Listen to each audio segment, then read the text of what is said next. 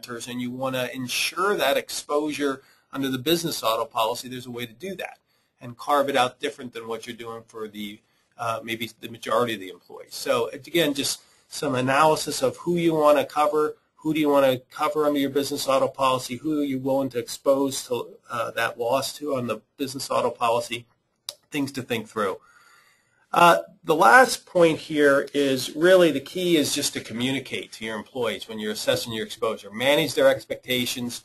That is really the biggest thing that we see is the surprises of this. And you probably have heard, if you've dealt with the Graham Company any amount of time, this no surprises is really something we try to work with you as our clients, and really we would suggest that's kind of a key thing to working with your employees with regards to what's going to happen when they're driving a car on business, whose insurance applies, and when they rent a car on business.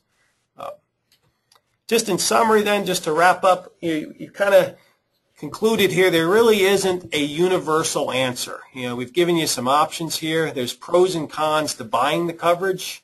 There's a pro, if you buy it, you can kind of avoid these diminished value claims. But the con is there may be some fine print that voids that those loss damage waivers if there's drug, alcohol use, other off-road uses, other unlisted drivers, different issues. It's not a foolproof thing just purchasing the insurance.